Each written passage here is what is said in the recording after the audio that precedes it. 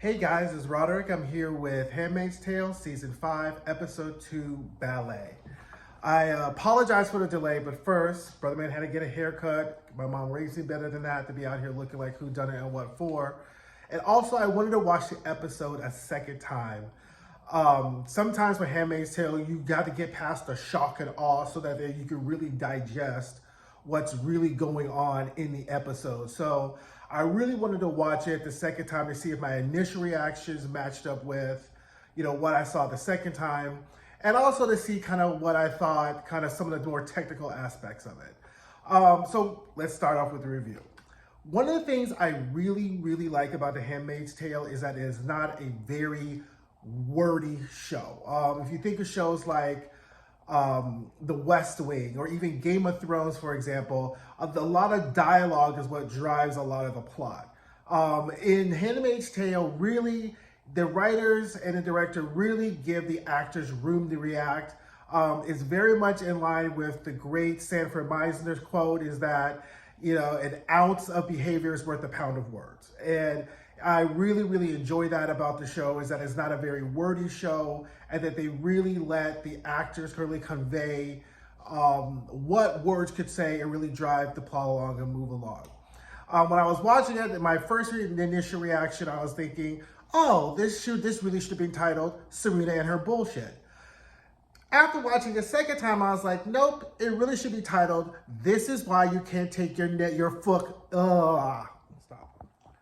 When watching it the second time, then I realized it really should have been titled, This is Why You Can't Take Your Foot Off a Motherfucker's Neck.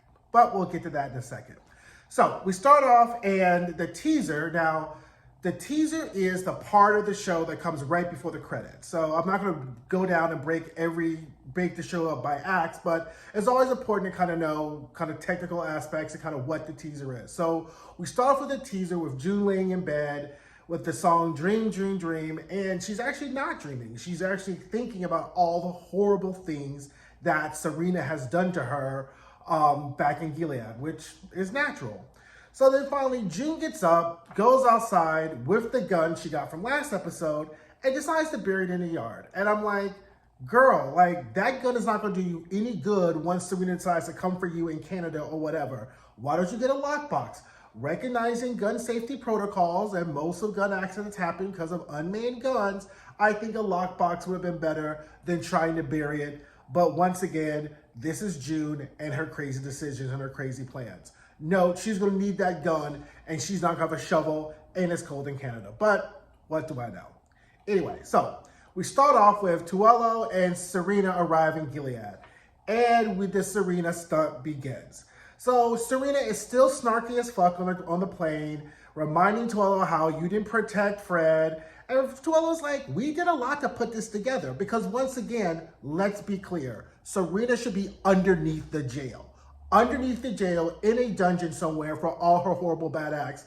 But somehow she's getting treated like the Duchess of Cambridge with this state funeral. But anyway, she exits the plane with a very beautiful shot of Serena and all her teal and her pregnancy fish coming to meet Commander Lawrence and Nick. And pretty much, she's like, oh, nice to see you. And here comes Serena with her bullshit to Nick. Well, I kind of remember you used to be my driver. Low key, I was like, really, Serena? Like, this is how we're going to start off the meeting? But anyway, and then, of course, she has to go into her June dig. But Nick is really like, you're not going to get under my skin. Plus, we're in public. So they then inform her that the wake for Fred is going to be done at the Putnam. So while this conversation is going on, we see Fred's body being brought back in a box with his name on it. And Serena kind of glancing over look. I'm not going to say that I don't think Serena has no feelings for Fred, but the level of this magnitude of this international stunt, you would think her and Fred were literally like Prince Albert and Queen Victoria, which is what she's really trying to put on. So she says she wants to get taken to the church where Fred's funeral will be at. So they take her to really like some back one, looking like country church with like 6 pews, and Serena is hotter than fish grease. And so she wants a bigger church, and then accuses Commander Lawrence of, well, how would the commanders know? How do the commanders feel if they knew that you got one of their commanders killed? He's like, boo, you're not in Canada no more. You're a woman. Your word don't really mean a whole lot here. But Serena, on her stunt, was like, I want a bigger church for one of the founders of Gilead. They're like, fine, we'll see what we can do. But Commander Lawrence is like, they don't really like me that much. They don't fuck with me that much. They really like Nick. That's who you really should be buttering yourself up to. But Serena says she wants what she wants.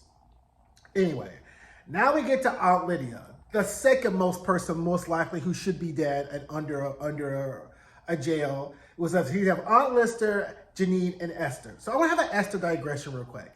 I couldn't put my finger on it when Esther was first introduced, who she reminded me of. But then I was like, oh my God, she looks so much like Emma Watson. And I don't know whether in casting they were like, ooh, can we get Emma Watson? And Emma Watson said no, or do we want someone who looks like Emma Watson? But she very much reminds me of Emma Watson, aka Hermione Granger from Harry Potter, which kind of goes along with the 5 stages of your Hollywood career. It's who is Emma Watson? Get me Emma Watson. Give me somebody who's a young Emma Watson. Give me somebody who's an Emma Watson type. And who is Emma Watson? This is not a type of talking about Emma Watson's career, but just to kind of get an example of how kind of happens in Hollywood when you have somebody and then they say, oh, who is this person? Give me a younger type of person.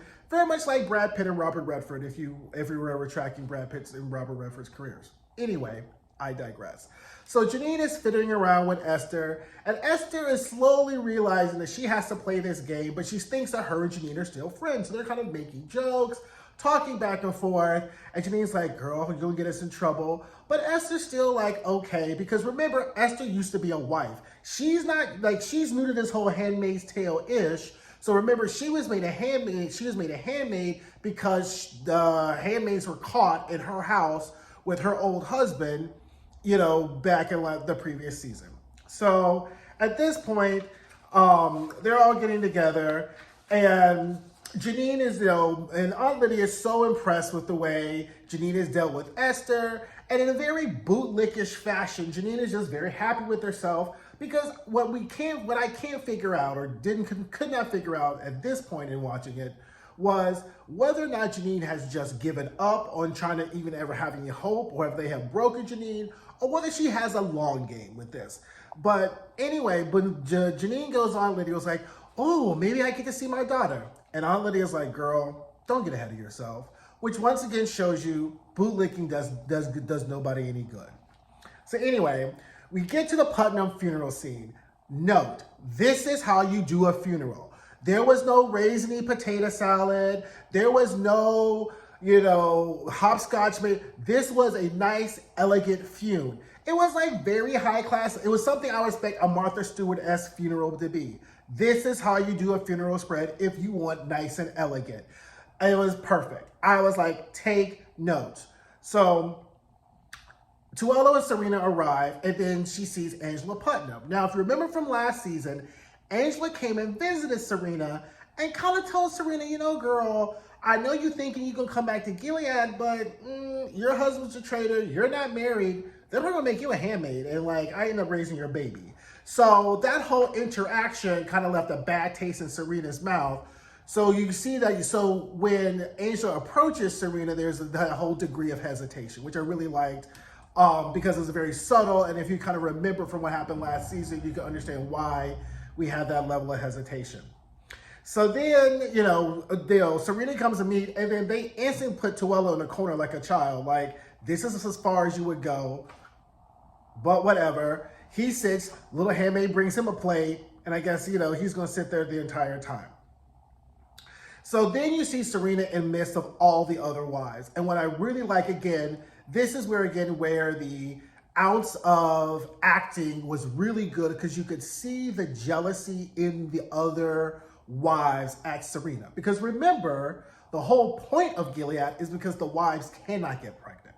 So Serena is really this kind of allegorical Virgin Mary or Mary-esque type of figure, because she is a mother who can get pregnant. None of the other mothers cannot get pregnant. Why? Not because of them, because of their husbands are sterile. But as we know, we digress. Excuse me. So then Serena goes and asks Are they going to do the state dinner? Is anything going to happen? And Lawrence is like, they really think Fred's a traitor, and they think that you're getting the best that you can get from them. And pretty much, you're not in Canada anymore, boo. You can't come in and start giving people orders. You are a woman here in Gilead, and that means less than nothing. So, Serena's salty, and then we cut back to June with, she's hosting a game night. And it's June, Rita, Maura, and Luke. So immediately, they're getting ready to play game night. Luke brings the games out, and we see that immediately June is triggered by the Scrabble piece. Because remember from back in season 1 or season 2 when she was playing Scrabble with Fred Waterford.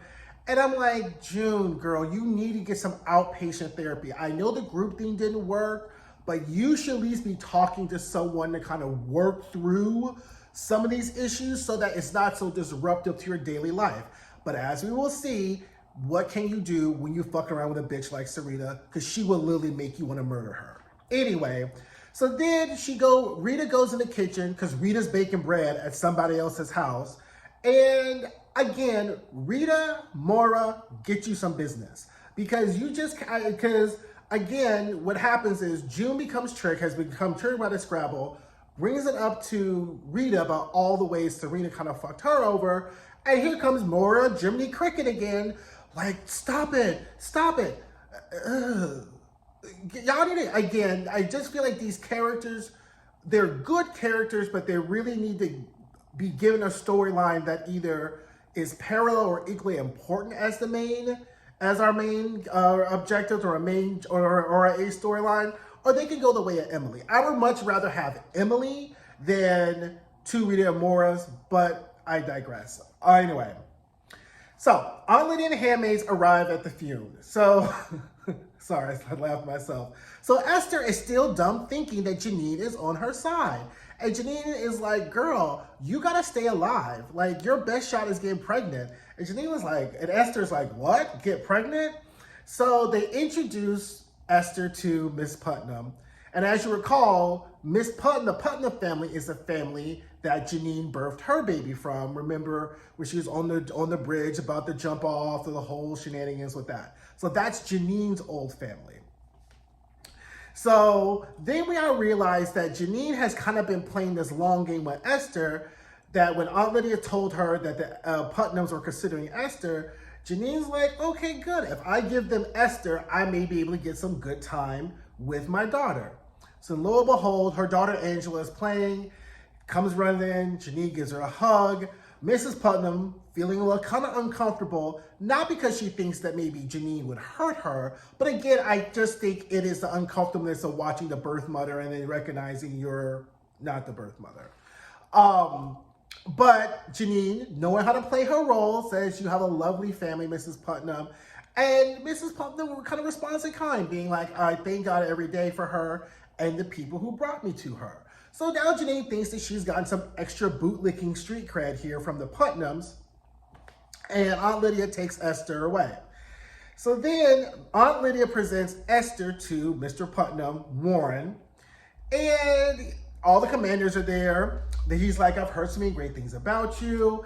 And then he immediately dismisses all the other commanders and Aunt Lydia. Now, Aunt Lydia has this shocked face like, what? And I was like, bitch, like, you know what goes down here. Like, why are you thinking you're not really in a high, that you're not really pimping these women out? Like, the fact that Aunt Lydia continues to think that she has some kind of moral high ground is Serena-esque level of delusion for me. So then she leaves, and we get this very well done scene with him feeding her chocolate, which is a very excellent metaphor for the forced sex that she's about to partake in.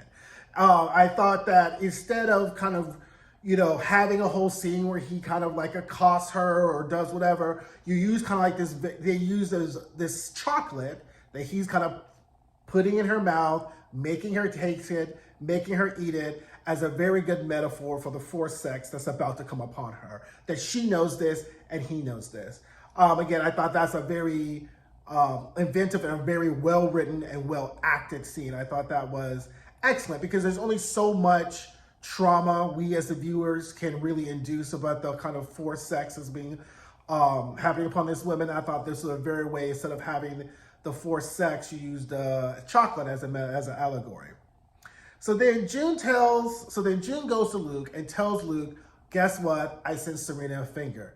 He's like, says the same thing I said in the last review. How is this going to help you get June back? How is this going to help you do any of the things that you really want to do? She's like, oh, I know. And, so Luke's like, you know what, whatever. Because really Luke's main goal here is to get him and June back to a sense or a place of normalcy, or as much as normal as possible, so they can get a plan to get Hannah back. So he just wants to keep June like the least amount of agitated as possible, and to stop her from obsessing over Serena, but we'll see that that's nearly impossible. So Serena goes and meets the commanders, presents her proposal for the state's dinner. And again, they pretty much put Serena in her place, like, you're a woman, your husband's a traitor, you're not in Canada, why don't you find you something else to do? But then we see Nick and Commander Lawrence come in and really back up and give Serena's idea credence, mainly because I don't think it's because they think that Serena could turn on them, is that they realize that Serena is what's called a snake with a long memory. That even though she may not get them directly with the commanders, Serena is very much capable of doing that. Oh, that reminds me of a very excellent point in subtext. If you go back to the church scene, when Commander Lawrence says Serena should take in a hockey game, and she's like, I'm not really a hockey fan, he goes, well, you would really like it because it's elegant but brutal. That is called subtext, because the actor is saying something that is not really about what he's actually saying. He's not saying that hockey is elegant but brutal. He's saying Serena is elegant and brutal. And Commander Lawrence knows this, so I think him and Nick are like, we need to play along and give this bitch her funeral, because she is far more problematic when she does not get what she wants. Anyway, so they go along with the plan, and they bolster and give words of support for Serena getting the state funeral. Now we get to Esther and Janine writing back. So, also, I don't know if you noticed, but Commander Putnam came in at the beginning of Serena's scene. What was really nicely done to kind of button up those two scenes is we get the forced chocolate, and then we see Commander Putnam showing up, slightly disheveled, tie undone, wispy hair. The implication is he's now forced himself on Esther. So we get to Esther and Janine, who are writing back, and clearly Esther is going through it, having now done the horrified act of being a handmaid, and she's really looking for Janine from some sort of support. And, Janine is just full on in the Gilead Kool-Aid, and Esther is like, this bitch. So that does not really bode well, as we'll see later on. So Commander Lawrence goes and meets Serena in her hotel room and informs her that, yes, they got the funeral, you're going to get the funeral you want. And she's like, well, how'd you do that? Because I'm not a woman. Once again, low-key reminding Serena, you're not in Canada, boo. You can't stomp around here and say what you want, especially with your husband being dead, because women have no value in Gilead. So I think that that's one of the things that Serena is going to recognize is that, yeah, you should have been under the jail in Canada, but you were still in Canada. And you could be free in Gilead, but you're either going to have to remarry or be a handmaid or be at the whim of whatever these men decide, because you have no agency in Gilead, Serena. So anyways, Serena and her bullshit, as I originally thought of. So we get to Tuello and Nick having a clandestine meeting in the woods. At first I was like, oh God, please don't kill Nick this early on. Like, he's the only halfway decent we got. So finally Tuello is doing some real CIA work and trying to get Nick as an asset for Canada and the United States. So Nick kind of mulls it over and reckon it's a very risky proposition. If you recall from seasons past, spies don't do that well in Gilead, and they're always 9 times out of 10 usually found out. So I don't know if I would think this should be a good road for Nick. I don't know if you can be a half-ass asset, but he needs to find a way, because Tuello was like dangling the whole thought of his daughter. Oh, you can see your daughter again. I'm like, Tuello, his daughter is with June and June's husband. Like, why are you trying to be messy and just throw Nick back in the mix and fuck up June's life even more? But Tuello clearly cares about nobody but Serena. So anyway, we get that. Again, I don't know if that was the best idea. So then we get to why we're probably so far one of the best scenes is this intercut, which is kind of two scenes going back and forth at the same simultaneous time between June getting ready and then Serena getting ready. Both women about to watch and or participate in the performance of their lifetime. So I thought that was like very well done, very nice intercut. We see June play with her ear with the when she still has a Handmaid's tag on. I was like, oh girl, oh girls. I was like, but we see Serena is getting ready in her black dress in full pregnancy fish, about to give on the stunt of a lifetime. So Esther comes back. She's sitting on Janine's breast like, oh, girl, I brought you some chocolates.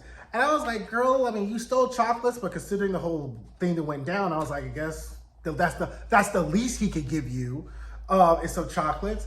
And, they start eating. And, Esther kind of talked about, you know what? I really didn't like you in the beginning. Because as you recall from last season, Esther, when she was the wife, made Janine eat the pig, and Janine didn't want to eat the pig because she had made friends with the pig. So Esther really wasn't feeling Janine the first time she met, but for June coming in and being like, okay, little girl, stay in your fucking place. So after that, so Janine's just eating these chocolates, and she's like, you know what, I really didn't like you. And she's like, oh no, it's gonna be fine. When you get pregnant, they treat you well. And Esther's like, nah, I don't really like you, and I shouldn't have liked you because you don't care about me. You just used me. You just want to use me like Aunt Lydia used me. You just used me because you want to get to your daughter. I don't trust you. I don't like you. She's like, what? And then she takes a chocolate, and then immediately Esther's blood starts coming out of Esther's mouth. And all of a sudden blood's coming out of June's mouth. And I was like, damn. Like, that's what I call a 10 toes down plan. Thought, execution, sticking and landing. Esther's like, I'm not made up for this handmaid shit. I'm not gonna be fucking this old ass man. I would rather die. I'm gonna take your ass with me because you're half the reason I'm in this bullshit anyway. Not in the real world, I would never be for this. But in the fictional world, plan, execution, 10s across the board. I was like, okay. Now, hopefully, both of them die. If she does, more than likely, one or both will survive, and then Esther's is going to be tormented for the rest of her life, considering she's like 12. And then Janine, if Janine dies, I say fine, because at least there'll be some kind of pain to Aunt Lydia, but more than likely, they both will live, and Aunt Lydia will just lock up Esther and send her to the mines or whatever like that. So I think Esther would rather do that than fuck the old Putnam man. So anyway, Serena sees Fred's body. This is before the grand stunt. And she's crying. And one of the things I did think was notice is looking at the emblems of the coffin. You see the eye, you see the sword, you see Gilead. So you kind of could see a lot of the biblical intercuttings of kind of the foundation of Gilead, even though it's a trash-ass country. I like that because it kind of reminded you what the philosophy of Gilead really is with those images again. So then we begin the ballet, and June's sitting in the audience, and we have the ballet. And why this episode is called the ballet, because a ballet is a very delicate, graceful performance done by one or many people, and that is what's occurring on both sides. So we have the ballerina that June is watching, and Serena, who is performing her own ballet, in which the citizens of Gilead are forced to participate in. We saw Angela Putnam with the teal veils, and the handmaids to the side with the red veils. So they are both large performances of different scales. I thought that was a very good comparison and metaphor for what's going on. And Serena is putting on a performance because, again, if you're gonna stunt big. And so as the ballet is occurring, the funeral procession is occurring. So June is sitting in the ballet, and for the first time, once again, we see this kind of sense of release and relief coming over June's face. She's enjoying the ballet. back in Gilead, the funeral's occurring, and we see then Aunt Lydia bringing out the little children. And even Serena has to take her breath away. She gives herself this kind of very self-pleased, like, wow, like, I did this shit. You did. I mean, no lie, you did that. Like, that's if you're gonna stunt, that's how you stunt. But the last shot we see is then of this little black girl who we're now assuming is Hannah. So then at the end of the scene, so then we get up to the final scene, and June and Luke are really enjoying their date night. It's a really fun time, and things kind of back to normal-ish. And they're kind of in the Times Square-ish part. I think they're in Toronto, I believe, inside the main square in Toronto. I've been to Montreal. Actually, I've never been to Toronto, but whatever that main square is. And all of a sudden, we see the funeral procession, and June is like, the fuck? And we see in all the Jumbotrons, the entire funeral procession that's occurring. And so you could see the look on June's face is getting angrier and angrier. And this is why I said, this is why you have to keep your foot on the motherfucker's neck. Because Moira and Luke are like, let it go, let it go, let it go. And she's like, this is why you have to keep your foot on this bitch's neck, because she does stunts like this fucking shit. Because now on the Jumbotron is pictures of her daughter, which magnifies June's angst. And now Luke is like, damn, this bitch is serious. Yes, this bitch is serious. So then we get to the final smirk, with Serena standing next to Hannah with this smirk that she's telegraphing to June. Again, fantastic episode. I thought it was good. Thought it was superb, really, just well acted, well written. I just hope that Serena's demise is not going to be something like we saw with Cersei Lannister, where she gets this kind of watered down. Like, Serena should feel should feel so much more pain and then some, because this is a huge stunt and a huge gamble, because June has zero fucks to give. Zero. Right? Her kids in Canada, her other kids in Gilead, so she has very little to lose going after Serena. And Serena really thinks that she's protected in Gilead with these men who don't give a fuck about her, or Tulo back in Canada, and they're going to raise their Gilead baby. So now we have these heightened stakes to kind of see that it's going to really be a face-off, or I guess we'll call this a penultimate season, because season 6 is going to be their final season, between Serena and June. And I just hope that at the end, when we get ready to the end, that Serena and Aunt Lydia get everything they deserve. But again, it was a really, really great episode. I really enjoyed it. And I cannot wait to see what we're going to have. So I'm going to just roll with June and her shenanigans, give her the grace, because, the girl's been through a lot. But again, Moira and Rita need to get them some business. And I don't know, Serena girl, like, this is a stunt. I mean, there's no apologizing for this, right? Like, you can't there's no way of walking this back. All the other shit, she could have been like, well, I was in Gilead, Fred.